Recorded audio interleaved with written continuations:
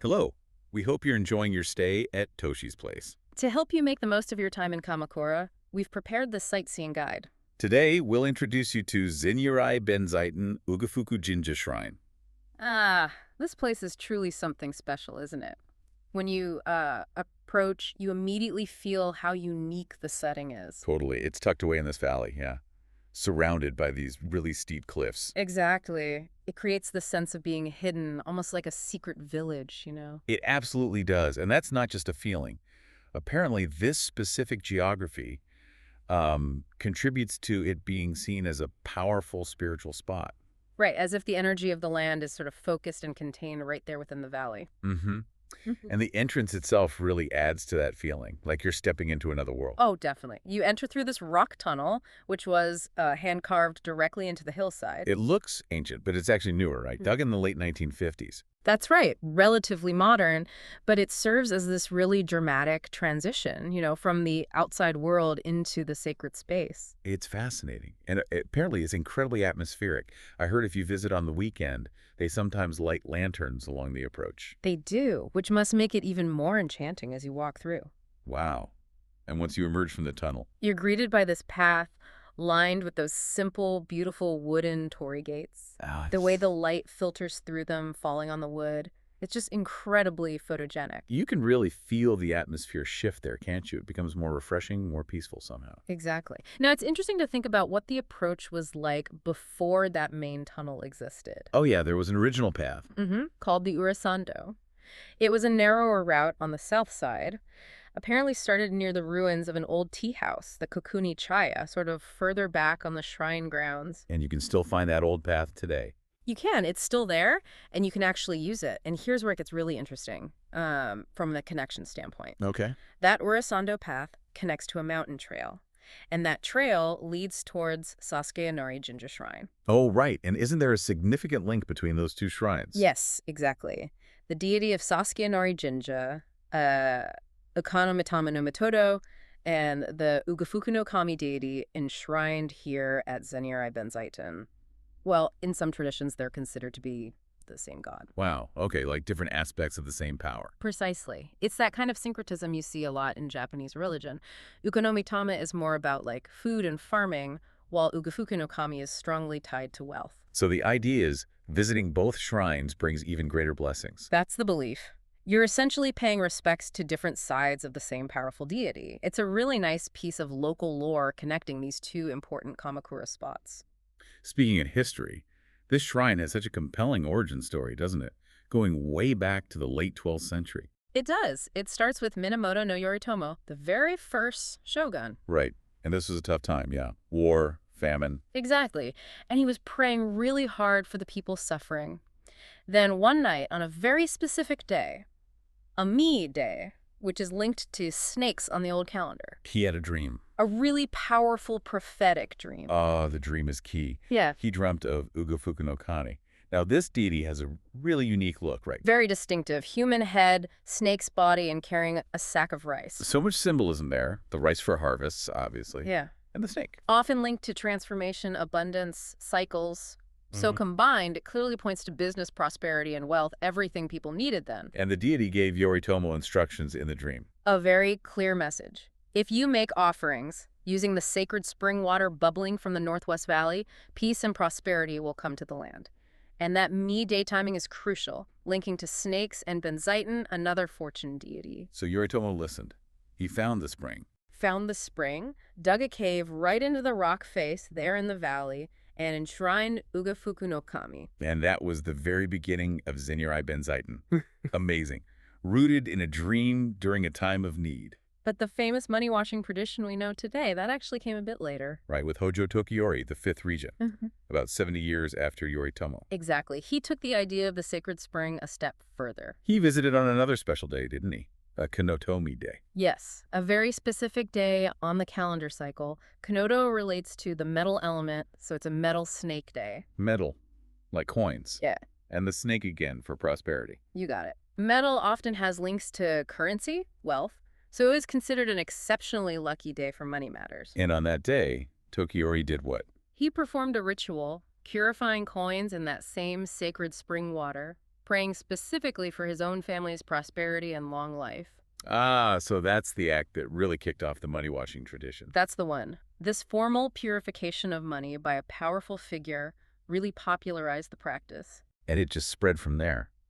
The idea of washing your money, coins, bills, whatever, in the spring water here for good luck, it's fascinating how those two historical moments combine. It really is. A shogun's dream for peace and a regent's prayer for family wealth, creating this unique ritual. So when you arrive, having absorbed all that history, what are the absolute must-see spots inside? Well, you absolutely have to venture into the Okumiya Inner Shrine. That's inside the cave Yoritomo originally dug. That's the one. High ceiling, carved from rock. And when you step inside, wow, it's just filled, absolutely packed with donated paper cranes and thousands of tiny torii gates. And wow, left by visitors over the years. Exactly, floor to ceiling, hanging down. It creates this incredibly mystical, almost otherworldly atmosphere. The air feels different in there. You can really feel the history and the devotion, I bet. You really can. And then, of course, the main event for most people, the star attraction. The Zeniarai Mizu spring water itself. Yep. And get this, it's not just any spring water. It's officially recognized as one of Kamakura's 5 famous waters. So it has historical significance for its quality, too. Seems so. And the belief is simple, but, well, very appealing. Wash your money here, Coins, bills. whatever you have. And it's believed it will multiply your fortune. It's a very tangible act of praying for prosperity. And they provide little baskets for it. Yeah, little bamboo baskets or zaru to scoop the water over your money. It's quite a ritual. And the deity enshrined there, Ugafuku no Kami, with the human head and snake body. Perfectly embodies it, right? Symbolizing water and financial luck. And the snake is also seen as a messenger of Benzaiten, reinforcing that connection. So besides the main caves and the spring, there are other smaller shrines, too. That's right. The whole complex actually has 5 main points of worship. The main shrine building, the Okumiya Cave, Kamino-mizu Jinja, Shimono-mizu Jinja, and Shichifuku Jinja. And they all have a similar feel. Yeah, a lovely, rustic, sort of unpretentious style that really blends into the natural setting. You mentioned Shimono-mizu Jinja. Is that one particularly special? It sounds really picturesque. It features a waterfall about 3 meters high, cascading into a clear pond, and there's a bright red bridge crossing it. Oh, that sounds like a fantastic photo spot. Definitely. A great place for a quiet moment, too. And then there's Shichifuku Jinja Shrine. Shichifuku, 7 fortunes. Exactly. So this is where you'll find Benzaiten enshrined, along with other gods of good luck, probably members of the 7 Lucky Gods group. Like Degukuten or Ebisu, maybe? Very likely. It's like a concentrated dose of good fortune deities all in one place. Okay, so beyond just seeing these spots and washing your money, what other unique experiences can you have there? Well, there's a fascinating custom here that's pretty specific to this shrine, offering raw eggs to Ugafuku no Kami. Raw eggs. Really? Yep. They're said to be the deity's favorite offering, and you can actually buy them right there on the grounds at the tea houses, Shichifuku Chaya or Benten Chaya. Huh. And offering eggs is believed to bring even more blessings. That's the idea. Building on the money washing, it's such a distinctive tradition, isn't it? Adds a unique layer to the visit. Definitely. What else? You can also try your luck by drawing omikuji, paper fortunes. They have the standard ones. But there's something special here too, right? Yes. The water fortune, Yeah. the Mizu omikuji, this sounds really cool. How does that work? You buy a blank slip of paper, then you take it over to this water basin dedicated to the dragon god. It's behind the main shrine building, and you soak the paper. And the words appear like magic. Pretty much. As it gets wet, the ink reveals your fortune. It's often specifically focused on luck and finances, too, fitting the shrine's theme. Wow. That's a really unique hands-on It experience. really is. Very memorable. And for people who collect gashwin, the shrine stamps. You can get them here, of course, at the shrine office. They also sell original gashwon books specific to Zeniarai Benzaiten, which make a great souvenir. Nice. And charms. Omamori. Oh, yes. Lots of charms focused on prosperity. One really unique one is the Lucky Zeni game. Zeni game.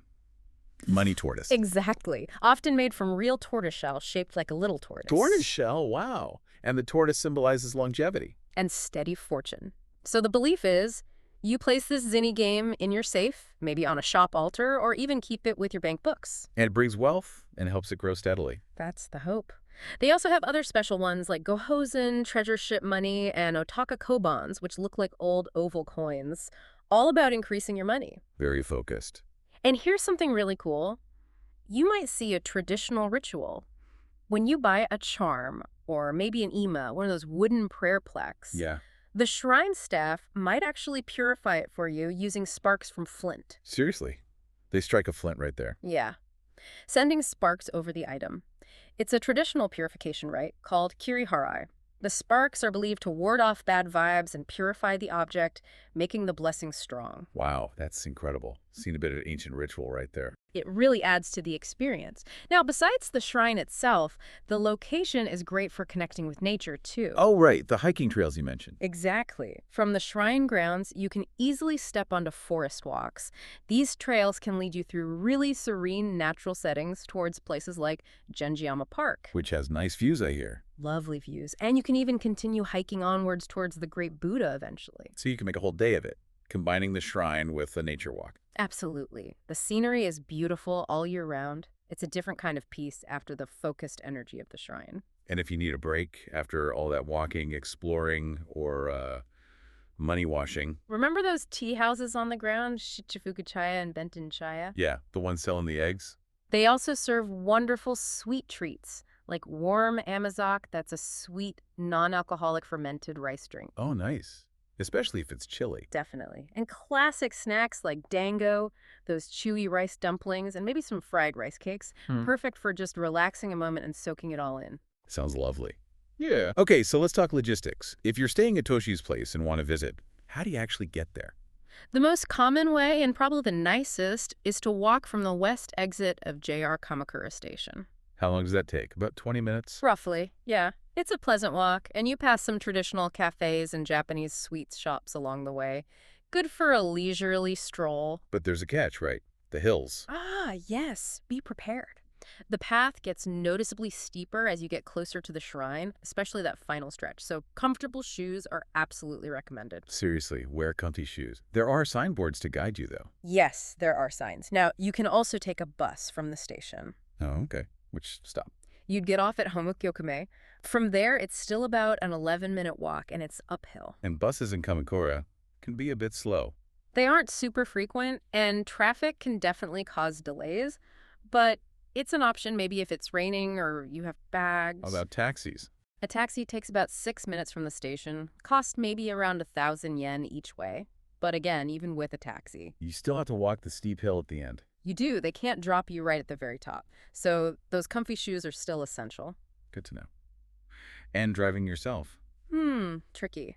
There is a parking lot, but it's tiny, only about 12 spaces. Oh, wow. That must fill up fast. Incredibly fast, especially on those popular mealy days or holidays. Plus, the roads leading up are really narrow. If the lot's full, turning around can be difficult. Walking or taxi is probably less stressful. Makes sense. Okay, so given all that, when is the best time to actually plan your visit? Well, here's something quite interesting and a bit unusual about Zeniarai Benzaiten. The shrine grounds themselves are actually open 24 hours a day. 24 hours. Really? You could go in the middle of the night. Technically, yes, you could, but definitely be careful. It gets pitch black up there after sunset. Right. No streetlights in the valley, probably. Exactly. You would absolutely need a flashlight and watch your step on those paths. It might be atmospheric, but safety first. Good point. Now, if you actually want to do the money washing or buy charms or get a Gashwan stamp, Then you need to go during their main operational hours. That's from 8 in the morning until 4:30 in the afternoon. okay, 8 a.m. to 4:30 p.m. Yeah. And probably best not to arrive right at 4:30. Yeah, definitely try to get there by 4:30 p.m. at the latest, just to make sure you have enough time to do everything before they start closing up the office and things. And crowds. When does it get busy? As you'd expect, it gets very crowded on those auspicious meal days we talked about, and also on public holidays. So if you want a quieter visit, Early mornings on weekdays are your best bet, or maybe later in the afternoon on a weekday.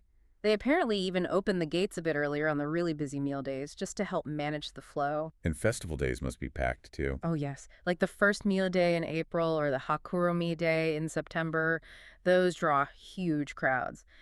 It's a different kind of energy then. Exciting, perhaps, but certainly not peaceful. Now, this is where staying at Toshi's place really gives you an edge, doesn't it? It really does. Since it's an unmanned hotel and you have your own kitchen, you have a lot more flexibility than maybe a standard hotel guest. How so? With the shrine hours. Well, because the grounds are open 24/7 and you're staying nearby, You have this cool opportunity to experience the shrine's unique atmosphere during the super quiet times. Like maybe a very early morning walk just as it gets light. Exactly. Or even a late evening stroll just to feel that contained energy of the valley without all the daytime crowds. You couldn't easily do that if you were staying further away or had strict hotel schedules. And having Toshi's place as a base with the kitchen, it lets you live like a local. Totally. You could explore Kamakura during the day, maybe visit Zeniarai Benzaiten, reflect on it all, and then perhaps pick up some fresh local ingredients you saw somewhere. And cook dinner back at Toshi's place. Yeah, it allows you to experience Kamakura and spots like the shrine at your own comfortable pace. You can really integrate the sightseeing with a sense of just being there. It's that mix, isn't it? Exploring these amazing historical and spiritual sites, but also having the freedom and setup to enjoy the quiet, everyday side of Kamakura life during your stay. That's what makes it special, being able to soak in the culture on multiple levels. What did you think? We hope the rest of your stay at Toshi's place will be filled with wonderful memories.